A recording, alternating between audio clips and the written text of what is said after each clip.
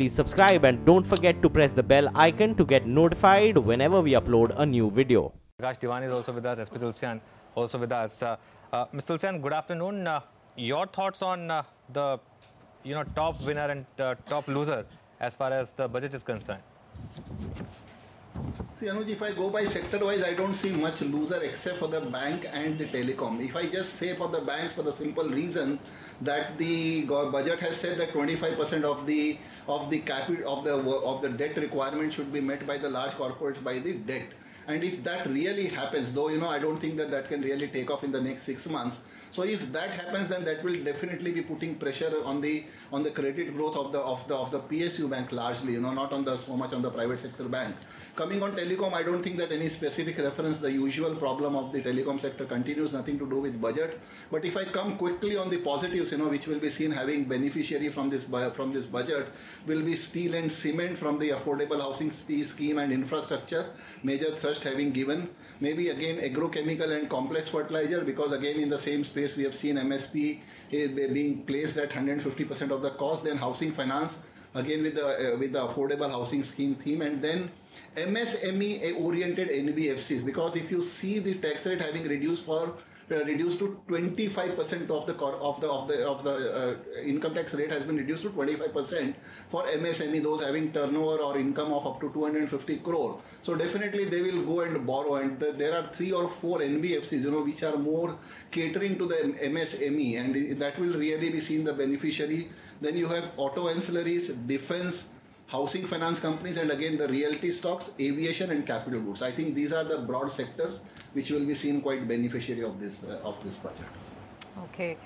Dharmesh, the point on oil and gas, and really, how do you look at these companies? Because the math hasn't been spelled out clearly in the budget. We're going to keep guessing, whether there'll be an excise change at some point in the future. They haven't told us at what price of crude are they factoring in while doing the numbers. So downstream as well as upstream, your thoughts? Well, as I said, we'll have to see the details when it comes out. But primarily, one thing is very clear, there's not too much room for them to raise the prices for the domestic consumer. So somebody will have to bear that brunt in case if oil prices continue to go north. And that actually is a dampener for the entire sector. And ultimately, somebody will have to bail them out. So will this pocket become a bit of a sort of a no-go, you think? And we've seen in the past, as soon as oil crosses $70, $80, is when suddenly people, ultimately it is a company which have to compensate for it. So clearly it's a negative. Okay. Rahul, same question to you, because for a while it looked like at least the downstream sector was one clear investment play. There was deregulation in all products, and after that we saw that big rally. These stocks were undervalued. Do you think this is once again a bit of murky play here, and both upstream, downstream, and now with all these mergers, etc., also between companies, do you think it's an area where you would not want to invest right now? Yeah, I think clearly investors would take a wait-and-watch approach here. Like the way you said, I think selling government stake in one entity, HPCL, to ONGC doesn't really help the cause, because it's done to meet the divestment targets. On top of that, if these companies are not allowed free pricing, that would be again a dampener for this. I think something which government has room to do is reduce some of the duties. If we were looking at the numbers. If you look at diesel, duties in 2007, 2008 was somewhere around 5 rupees a litre. They've gone to 15 rupees. Same thing has happened with petrol, where where the duties have gone up from 14 to 19 rupees a litre. Now, look, it helps the fiscal revenues, but somewhere government's got to take the call that they can't have their cake and eat it too. So these companies have to be allowed fair profitability if they want investors to be interested in the stocks. And at the same time, consumer cannot bear any more of the price increases. So somewhere government's got to cut the duties. And that's where somewhere, if you look at the budget assumptions on the revenue growth side of 17%, they look a bit aggressive. So if the nominal GDP doesn't pick up as strongly as expected, if the GST revenues don't come as strongly as expected, I think it would be tough to meet the fiscal deficit numbers. Okay, so still looking at an absolute flat screen as far as the Nifty is concerned. Sensex also about 36 points lower, and the sluggishness on the mid caps is still well and true. Diwan also joins in the conversation now.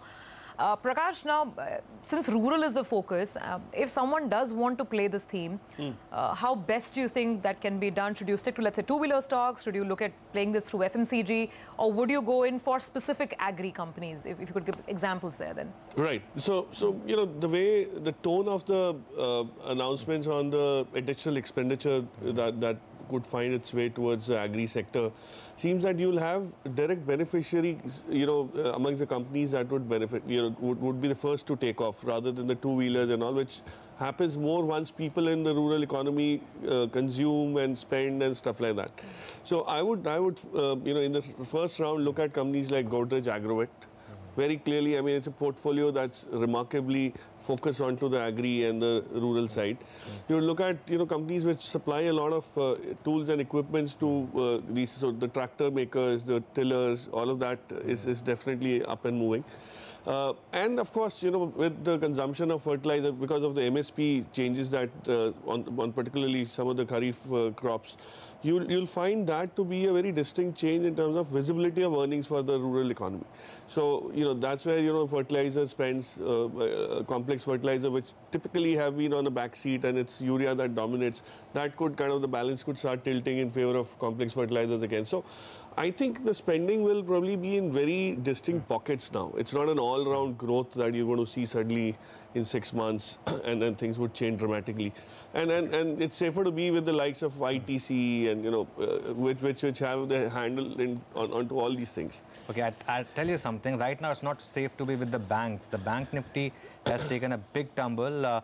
This, of course, could be because of weekly options expiry as well. 27,300 is now gone, and by some distance. And now we are making a move towards 27,200 as well. So just don't lose sight of the bank Nifty's intraday chart. Let me just pull out some of the stocks. ICICI Bank clearly is ending at the low point of the day, and that stock right now off about 2%. And of course, HDFC Bank as well, moving towards a low point. Now it's interesting, actually, it's turning into a bit of a bigger move on the bank Nifty. It will be interesting to see if 27,200 also holds. Ashwini making a move towards the low point on the bank Nifty. Your thoughts?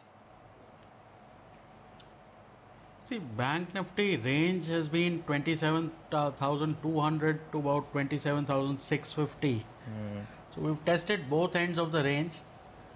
Now, you know, today there is too much flux. So I would think you will get a better sense maybe tomorrow because once the fine print, etc. is out and analyzed, maybe then it will be better to take that call, because whether it's because of fine print or because of, you know, expiry, that's tough to say.